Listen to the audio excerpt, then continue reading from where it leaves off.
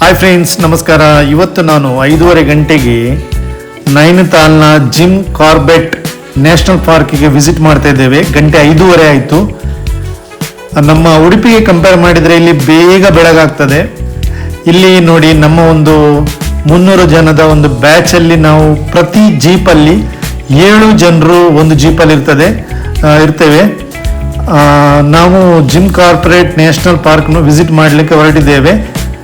ಅಂದರೆ ಇಲ್ಲಿ ಸರೌಂಡಿಂಗ್ ಒಂದು 200 ಕಿಲೋಮೀಟರ್ ಸರೌಂಡಿಂಗ್ ಇಲ್ಲಿ ಜಿಮ್ ಕಾರ್ಬೆಟ್ ಅಂತ ಪಾರ್ಕನ್ನು ವಿಸಿಟ್ ಮಾಡ್ಬೋದು. ಇಲ್ಲಿ ಎಲ್ಲ ರೀತಿಯ ಪ್ರಾಣಿ ಪಕ್ಷಿಗಳು, ಮೊಸಳೆ ಇರ್ಬೋದು, ಹುಲಿ ಇರ್ಬೋದು, ಚಿರತೆ ಇರ್ಬೋದು, ಪ್ರತಿಯೊಂದು ಪ್ರಾಣಿಗಳು. ಅಂದರೆ ವರ್ಲ್ಡಲ್ಲಿ ಇದು ಇಂಡಿಯಾದಲ್ಲೇ ಫಸ್ಟ್ ಅಂತ ಹೇಳ್ಬೋದು.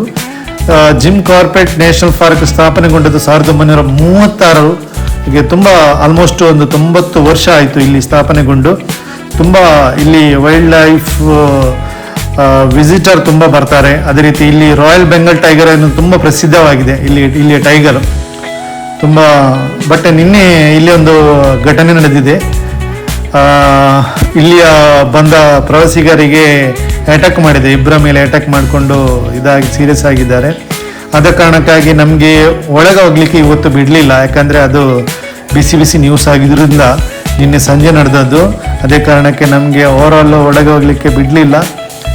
ನಾಳೆ ಬಿಡ್ತಾರೆ ಅಂತ ಹೇಳಿದ್ದಾರೆ. ಬಟ್ ನಮಗೆ ಟೈಮ್ ಇಲ್ಲ. ನಾವು ಇವತ್ತು ವಿಸಿಟ್ ಮಾಡಿ ಹೊರವರೆಗೆ ನೋಡಿಕೊಂಡು ಬರ್ತಾ ಇದ್ದೇವೆ. ಇಲ್ಲಿ ಬಟ್ ನಮಗೆ ಕೆಲವೊಂದು ಜಿಂಕೆಗಳು ಸಿಕ್ಕಿತ್ತು. ಇದು ಹುಲಿ ಸಿಕ್ಕಲಿಲ್ಲ.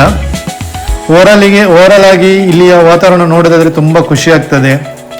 ಇಲ್ಲಿಯ ಮಳೆ ಇರ್ಬೋದು. ಇಲ್ಲಿ ಜಾಸ್ತಿ ಮಳೆ ಬರುವ ಟೈಮ್ ಅಂದರೆ ಇದೆ ಜುಲೈ, ಆಗಸ್ಟ್, ಸೆಪ್ಟೆಂಬರಲ್ಲಿ. ಅದೇ ಟೈಮಲ್ಲಿ ನಾವು ಬಂದಿದ್ದೇವೆ. ಬಟ್ ಟೂರಿಸ್ಟಿಗೆ ಈ ಟೈಮ್ ಬೆಸ್ಟ್ ಅಲ್ಲ.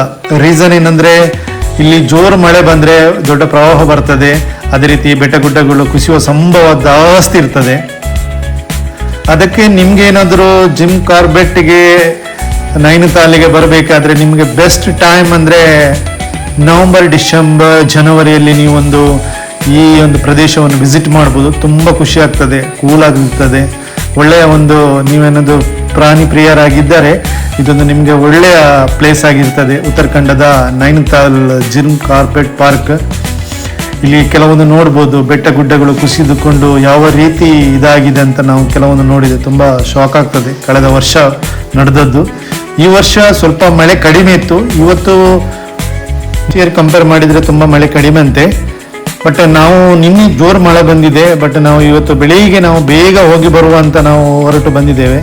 ಬಟ್ ನಮಗೆ ಬ್ಯಾಡ್ ಲಕ್ ನಿನ್ನೆ ನಡೆದ ಒಂದು ಘಟನೆಯಲ್ಲಿ ಇರೋಸ್ಕರ ಇವತ್ತು ನಮಗೆ ಒಳಗೆ ಹೋಗ್ಲಿಕ್ಕೆ ಬಿಡಲಿಲ್ಲ. ಒಂದು 18ರಿಂದ 20 ಕಿಲೋಮೀಟರ್ ಸುತ್ತಲಿಕ್ಕೆ ಮಾತ್ರ ಅವಕಾಶ ಮಾಡಿಕೊಟ್ಟಿದ್ದಾರೆ. ಬಟ್ ನೈನಿತಾಲಿಗೆ ನೀವು ಬರೋದಾದರೆ ಜನವರಿ, ಡಿಸೆಂಬರಲ್ಲಿ ಬನ್ನಿ. ಓವರಾಲ್ ಇಲ್ಲಿ ನೋಡ್ಬೋದು ಫಾಗ್ ತುಂಬ ಖುಷಿ ಆಗ್ತದೆ. ತುಂಬ ಒಂದು ಒಳ್ಳೆಯ ವೆದರ್. ಇಲ್ಲಿ ನೋಡಿದರೆ ಆಲ್ಮೋಸ್ಟ್ 21 ಡಿಗ್ರಿ ಸೆಲ್ಸಿಯಸ್ ಅಲ್ಲಿ ಉಂಟು. ಅದೇ ರೀತಿ ನಿನ್ನೆ ಇಲ್ಲಿ ಹುಲಿ, ಸಿಂಹ ಎಲ್ಲ ಪ್ರಾಣಿಗಳು ಇರ್ತದೆ ಇಲ್ಲಿ. ಇಲ್ಲಿಯ ಮರಗಳು ನೀವು ನೋಡ್ಬೋದು. ಬೇರೆ ಬೇರೆ ಜಾತಿಯ ಮರಗಳು ಇಲ್ಲಿ ಉಂಟು. ನಮ್ಮ ಇಂಡಿಯಾದಲ್ಲೇ ದೊಡ್ಡ ಒಂದು ಪಾರ್ಕ್ ಆಗಿದೆ ಈ ನ್ಯಾಷನಲ್ ಪಾರ್ಕ್ ಅಂತ ಇಲ್ಲಿ ಹೇಳ್ಬೋದು. ಉತ್ತರಾಖಂಡದಲ್ಲಿ ಇಲ್ಲಿಗೆ ನೀವು ನಮ್ಮ ಉಡುಪಿಯಿಂದ ಟ್ರೈನಿಂದ ಬರ್ಬೋದು, ಫ್ಲೈಟಿಂದ ಬರ್ಬೋದು. ಬೇರೆ ಬೇರೆ ಇದರಿಂದ ಸಹ ಇಲ್ಲಿಗೆ ವಿಸಿಟ್ ಮಾಡ್ಬೋದು. ಅದೇ ರೀತಿ ಜಿಮ್ ಕಾರ್ಬೆಟ್ ಎನ್ನುವ ಪ್ರದೇಶ ಏನು ಉಂಟು, ಇದು ದೊಡ್ಡ ಪ್ರದೇಶ. ಆಲ್ಮೋಸ್ಟ್ ಒಂದು ತುಂಬ ನನ್ನ ಲೆಕ್ಕದಲ್ಲಿ ಆಲ್ಮೋಸ್ಟ್ ಬೆಳಿಗ್ಗೆಯಿಂದ ಸಂಜೆ ಒಂದು 2 ದಿನ ಬೇಕು ಇಲ್ಲಿ ಎಲ್ಲ ವಿಸಿಟ್ ಮಾಡಿದರೂ ಸಹ, ನೀವು ತುಂಬ ಪ್ರಾಣಿ ಪ್ರಿಯರಾಗಿದ್ದರೆ. ಅದಕ್ಕೋಸ್ಕರ ನಾವು ಇಲ್ಲಿ ತುಂಬ ಪ್ಲೇಸನ್ನು ನೋಡಲಿಕ್ಕೆ ಇಷ್ಟಪಟ್ಟು ಬಂದಿದ್ದೇವೆ. ಬಟ್ ನಮಗೆ ಕಾರಣಾಂತರದಿಂದಾಗಿ, ನಿನ್ನೆ ನಡೆದ ಘಟನೆಯಿಂದಾಗಿ ಕೆಲವೊಂದು ಪ್ರದೇಶವನ್ನು ನಮಗೆ ಗೈಡ್ ಸರಿಯಾಗಿ ತೋರಿಸಲಿಲ್ಲ. ಅದೇ ಕಾರಣಕ್ಕಾಗಿ ನಾವು ರಸ್ತೆಯಲ್ಲಿರುವ ಕೆಲವೊಂದು ಪ್ರಾಣಿಗಳನ್ನು ನೋಡಿಕೊಂಡು ರಿಟರ್ನ್ ಆಗಿ ಬಂದಿದ್ದೇವೆ. ಬಟ್ ನಮಗೆ ಕೆಲವೊಂದು ಪ್ರಾಣಿಗಳು ಏನು ನಾವು ಎಕ್ಸ್ಪೆಕ್ಟ್ ಮಾಡಿದ್ದೇವೆ ಅದು ಸಿಕ್ಕಿಲ್ಲ. ಹಾಗೆ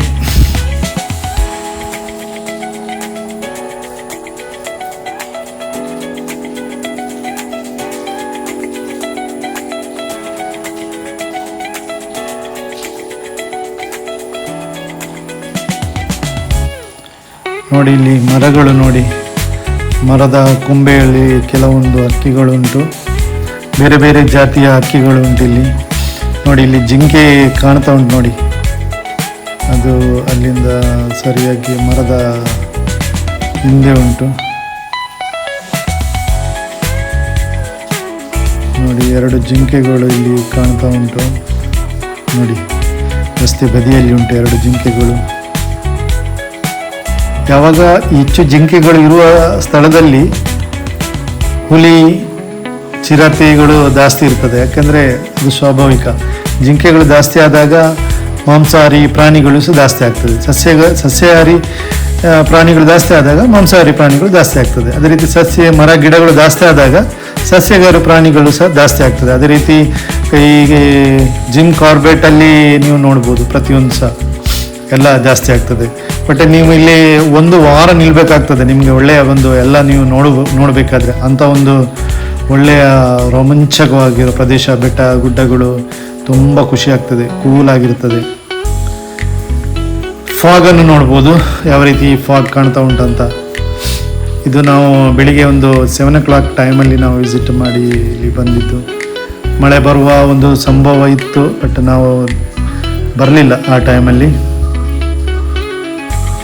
ನೋಡಿ ಬೆಟ್ಟ ಗುಡ್ಡಗಳನ್ನು ನೋಡಿ.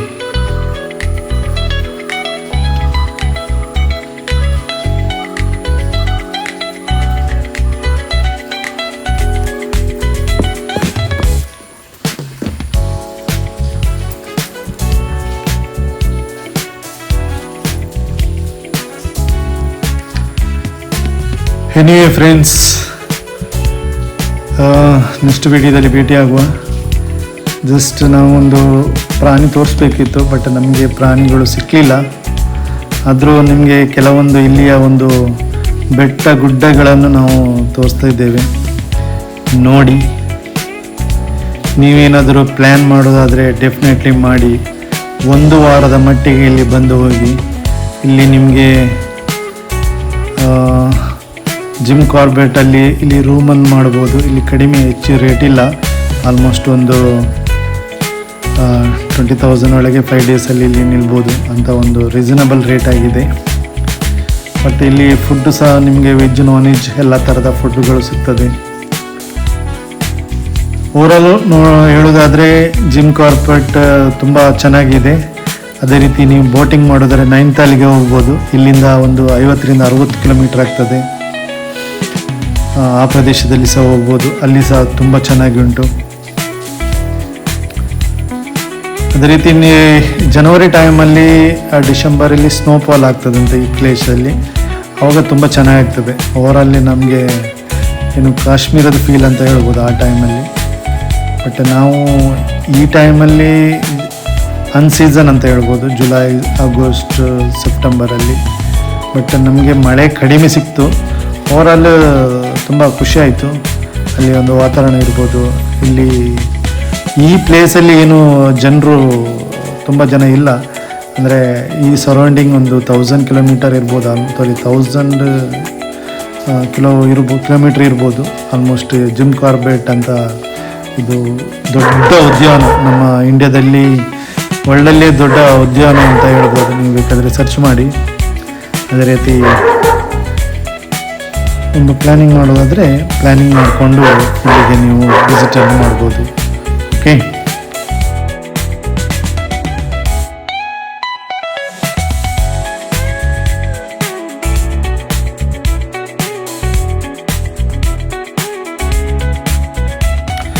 ಸ್ನೇಹಿತರೆ, gym Corbett National park almost ನಮ್ಮ ಸಮುದ್ರ ಮಟ್ಟಕ್ಕಿಂತ 1200 ಮೀಟರ್ ಮೇಲ್ಪಟ್ಟು ಮೇಲೆ ಇದೆ, ಎತ್ತರವಾಗಿರುವ ಪ್ರದೇಶ. ಇಲ್ಲಿ ಬೆಟ್ಟ ಗುಡ್ಡಗಳು, ನದಿಗಳು, ತುಂಬ ಎತ್ತರದಲ್ಲಿ ನಾವು ಇದ್ದೇವೆ. ತುಂಬ ಖುಷಿ ಆಗ್ತದೆ, ಮೋಡಗಳನ್ನು ಗಮನಿಸ್ಬೋದು.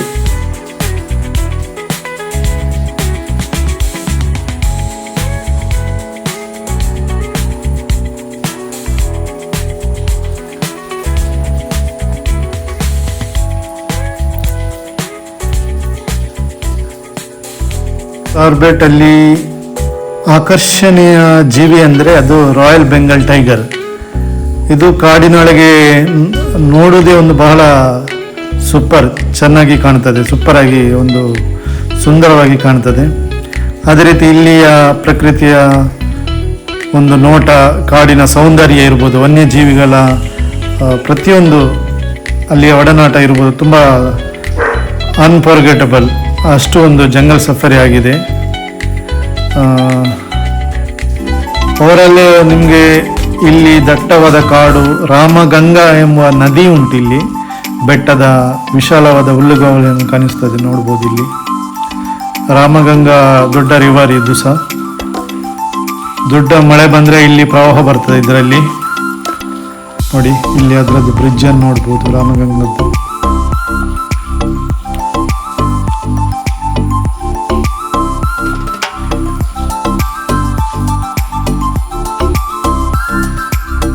ಇದು 1936ರಲ್ಲಿ ಆಲ್ಮೋಸ್ಟ್ 90 ವರ್ಷಗಳಾಯಿತು ಈ ಒಂದು Jim Corbett Nainital park open ಆಗಿ.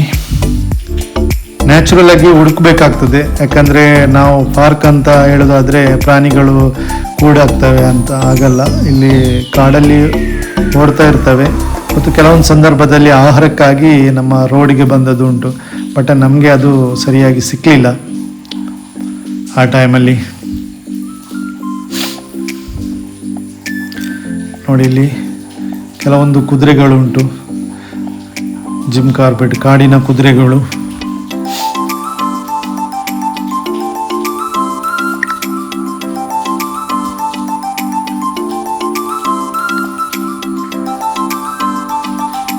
ನೋಡಿ ನಮಗೆ ಓವರಾಲ್ ಇಲ್ಲಿ ಎಂಡ್ ಮಾಡಿದ್ದಾರೆ.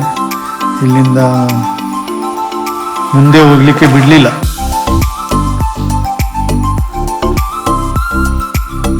ರೀಸನ್ ಏನಂದರೆ ಇಲ್ಲಿಂದ ಒಂದು 5 ಕಿಲೋಮೀಟರ್ ಮುಂದೆ ಹೋಗುವಾಗ ಅಲ್ಲಿ ನಿನ್ನೆ ಹುಲಿ ಬಂದು ಅಟ್ಯಾಕ್ ಮಾಡಿ ಇಬ್ಬರಿಗೆ ತುಂಬ ಸೀರಿಯಸ್ ಗಾಯ ಆಗಿದೆ. ಅದು ಏನಾಗಿದೆ ಅಂತ ಗೊತ್ತಿಲ್ಲ. ಅದು ನಿನ್ನೆ ಸಂಜೆ ಆಗಿದ್ದು. ನಾಳೆಯಿಂದ ಪುನಃ ಬಿಡ್ತಾರಂತೆ. ಬಟ್ ನಾವು ಹೋದ ಟೈಮಲ್ಲಿ ನಮಗೆ ಹುಲಿ ಆಗಲಿ, ಆನೆ ಆಗಲಿ, ಚಿರತೆ ಆಗಲಿ ಸಿಕ್ಕಲಿಲ್ಲ. ಜಿಂಕೆ, ಕೆಲವೊಂದು ಸಣ್ಣ ಪುಟ್ಟ ಪ್ರಾಣಿಗಳು ಸಿಕ್ತು. ಅದರೊಟ್ಟಿಗೆ ಕೆಲವೊಂದು ಹಕ್ಕಿಗಳು, ವಿಚಿತ್ರ ಹಕ್ಕಿಗಳು ನಮಗೆ ನೋಡಲಿಕ್ಕೆ ಸಿಕ್ತು. ಸರಿಯಾಗಿ ಸಿಗಲಿಲ್ಲ, ಸ್ವಲ್ಪ ಸಿಕ್ತು. ಆ ರೀತಿ ನಾವು ಒಂದು ಶೂಟ್ ಮಾಡಲಿಕ್ಕೆ ಸಹ ನಮಗೆ ಗಾಡೀಲಿ ಹೋಗೋಗಾಗಲಿಲ್ಲ.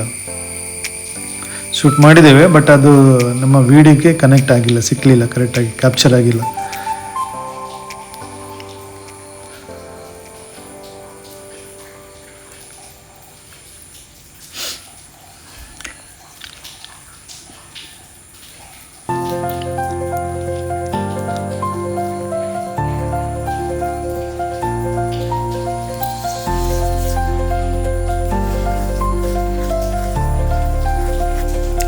ನಮ್ಮ ಉಡುಪಿಯಿಂದ ಆಲ್ಮೋಸ್ಟ್ 2000 ಕಿಲೋಮೀಟರ್ ಆಗ್ತದೆ. 2000 ಕಿಲೋಮೀಟರ್ ಜಾಸ್ತಿ ಆಗ್ತದೆ ಇಲ್ಲಿ ನೈನಿತಾಲ್ ಜಿಮ್ ಕಾರ್ಬೆಟ್ಗೆ. ಇಲ್ಲಿಂದ ನಿಮಗೆ ನಿಯರ್ ಬೈ ರಾಮನಗರ ಎನ್ನುವ ಟ್ರೈನ್ ಉಂಟು, ಅಲ್ಲಿಗೆ ಬರ್ಬೋದು. ಇಲ್ಲಿ ಜಿಮ್ ಕಾರ್ಬೆಟ್ಟಿಂದ ಆಲ್ಮೋಸ್ಟ್ ಒಂದು 10 ಕಿಲೋಮೀಟರ್ ಆಗ್ತದೆ, ಬರ್ಬೋದು. ನೀವು ಡೆಲ್ಲಿಯಿಂದ ಡೈರೆಕ್ಟು ರಾಮನಗರಕ್ಕೆ ಟ್ರೈನಿಂದ ಬರ್ಬೋದು, ಬಸ್ಸಿಂದ ಬರ್ಬೋದು. ಬಸ್ಸಿಂದ ಬಂದರೆ ನಿಮಗೆ ಲೇಟ್ ಆಗ್ಬೋದು, ಬಟ್ ನೀವು ಬೆಸ್ಟ್ ಟ್ರೈನ್ ಅಂತ ಹೇಳ್ತಾ ಇದ್ದೇನೆ. ಹಾಗೆ ನೋಡಿ, ಫಾಗ್ ನೋಡಿ ಮೇಲೆ ಕಾಣ್ತಾ ಉಂಟು, ತುಂಬ ಫಾಗ್, ಮಳೆಯ ಒಂದು ಮೋಡ.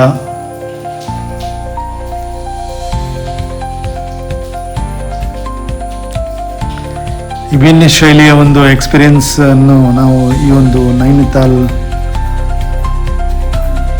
ಜಿಮ್ ಕಾರ್ಬೆಟ್ ನ್ಯಾಷನಲ್ ಪಾರ್ಕಲ್ಲಿ ಅನುಭವಿಸ್ತಿದ್ದೇವೆ. ನೋಡಿ ಇಲ್ಲಿ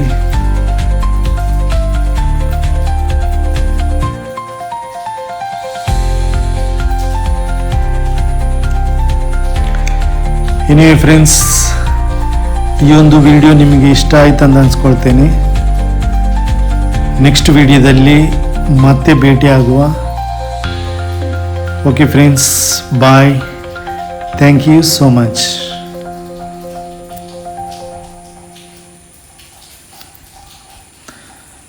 ಲೈಕ್ ಮಾಡಿ, ಸಬ್ಸ್ಕ್ರೈಬರ್ ಮಾಡಿ. Thank you.